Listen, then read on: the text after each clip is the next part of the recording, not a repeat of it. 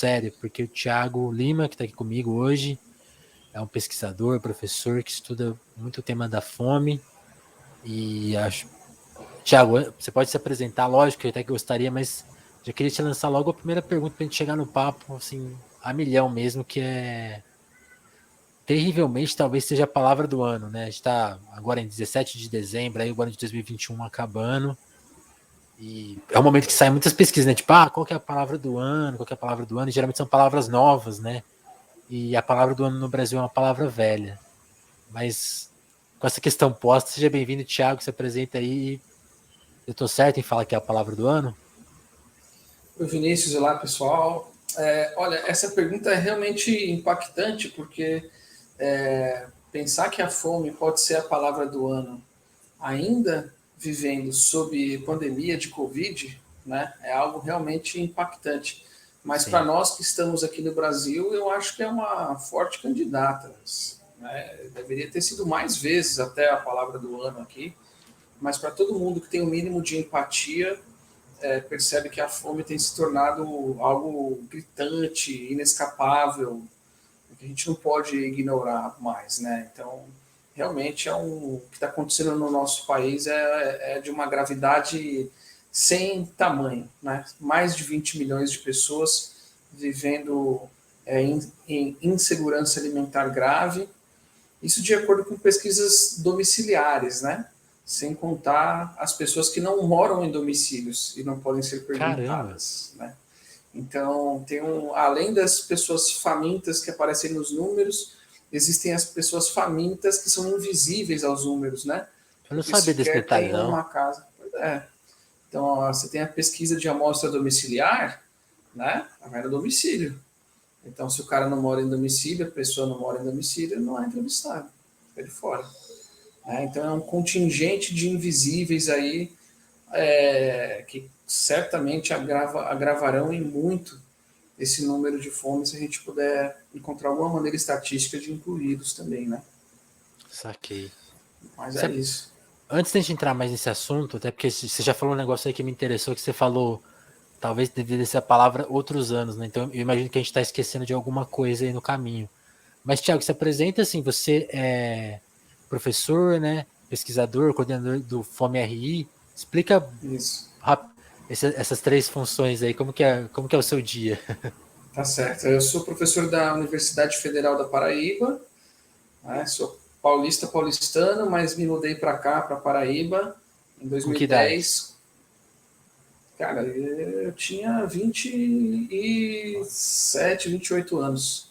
Um homem formado já. Estou aqui tem 10 anos. Era a época das vacas gordas, né? Todo mundo tinha emprego, tinha concurso para todo mundo, né? Todo mundo tinha bolsa de estudo. E eu vivi e cresci nessa época, sou muito grato por isso, né? Exatamente o contrário das condições que os nossos alunos possuem hoje, né? Eu sou professor do Departamento de Relações Internacionais e sou também professor do Programa de Pós-Graduação em Gestão Pública e Cooperação Internacional. E dentro da universidade eu coordeno um grupo, que é o Grupo de Pesquisa sobre Fome e Relações Internacionais. E o nosso objetivo é tentar entender o que as relações internacionais têm a ver com a fome, no que as relações internacionais contribuem para a existência do problema da fome, como as RI, né, que é o encurtamento de relações internacionais, como que as RI podem contribuir para extinguir o problema da fome, né? O Brasil é um país que tem uma tradição histórica incrível de pensadores e pensadoras, intelectuais, políticos, ativistas, cientistas que combatem a fome, né? Desde o começo do século passado, né? Mas o ângulo internacional, assim, mais especificamente, tem ficado esquecido nos últimos anos. Então, eu entendi, junto com os outros colegas docentes e principalmente os estudantes que fazem parte deste grupo, né, que a gente tem uma contribuição a dar aí ao examinar esse tema pelo ângulo das relações internacionais. E aí estamos aí. Na sua primeira resposta, você falou uma coisa que me pegou um pouco, assim, que é, talvez, quando você analisou a minha pergunta, de, tipo, a palavra do ano, você falou assim, deveria ser a palavra do ano em outros anos, né? Que momentos são esses, assim? E aí a gente quebra uma segunda pergunta. Você falou da questão da relação internacional para a fome no Brasil, né? Imagino que também tem uma questão interna, né? Que não está no seu escopo, mas você deve entender muito bem. Que anos, que períodos são esses que o Brasil já teve, que essa seria a nossa palavra? Assim, em que anos também ela deixou de ser a nossa palavra? E aí que seria a minha segunda pergunta, assim, quando que isso virou um problema no Brasil? Porque eu imagino, tô chutando aqui, não sei, não sou especialista, que isso não é um problema que vem desde o descobrimento, né? Em algum momento do processo de criação do Brasil, isso se tornou uma questão. Quando que foi exatamente, né? Também para a gente entender um pouco.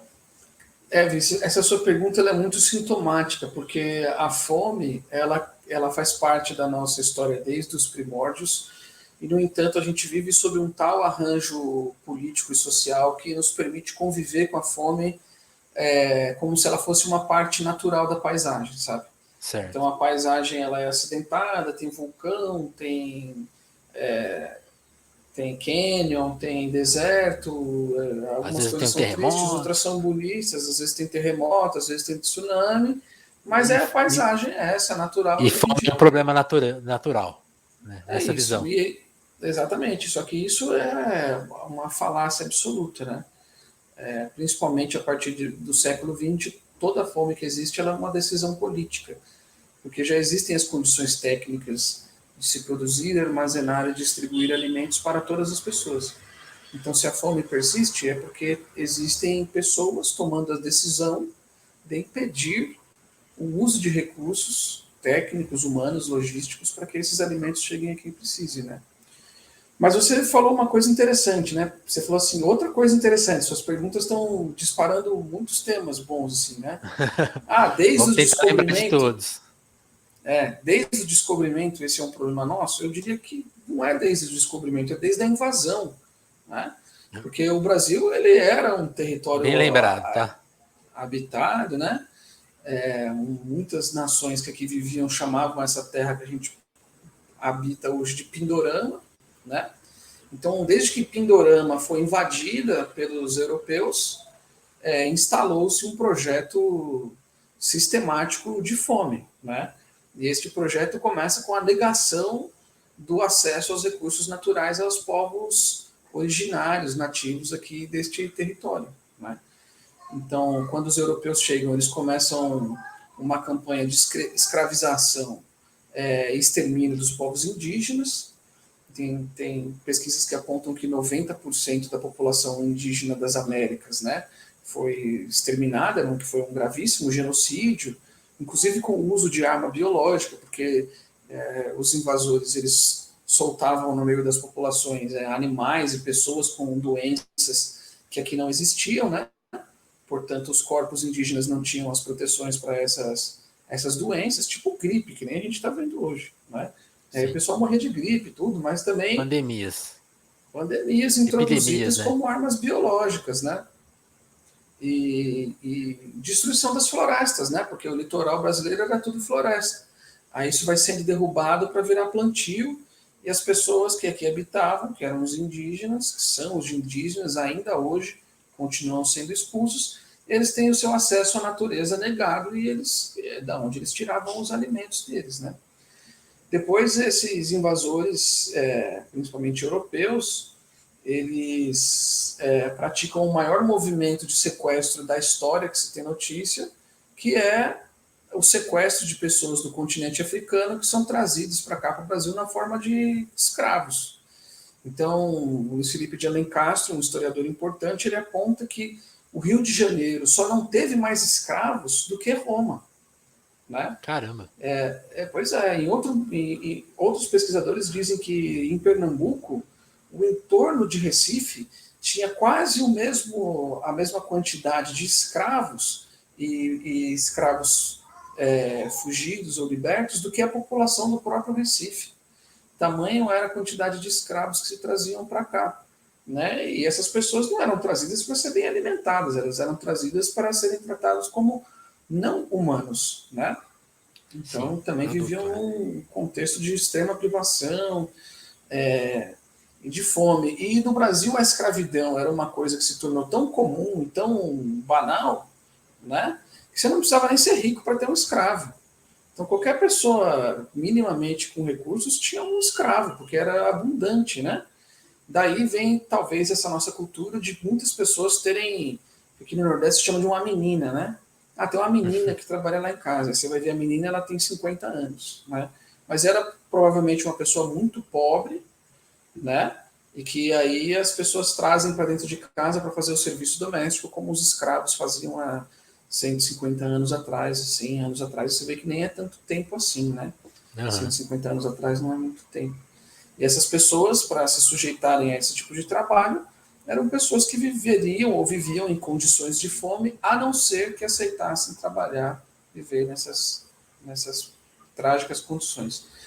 Então, o Caio Prado, que é um outro importante cientista social brasileiro, ele aponta que em determinado momento do século XIX, a população brasileira era composta de um terço de indígenas, um terço de negros escravizados, pessoas trazidas da África, e um terço de brancos, né? Sendo que esse um terço de brancos dominou os outros dois terços, e essa Não dominação era uma vem relação evoluindo pacífica, né? Como gostam de vender, né?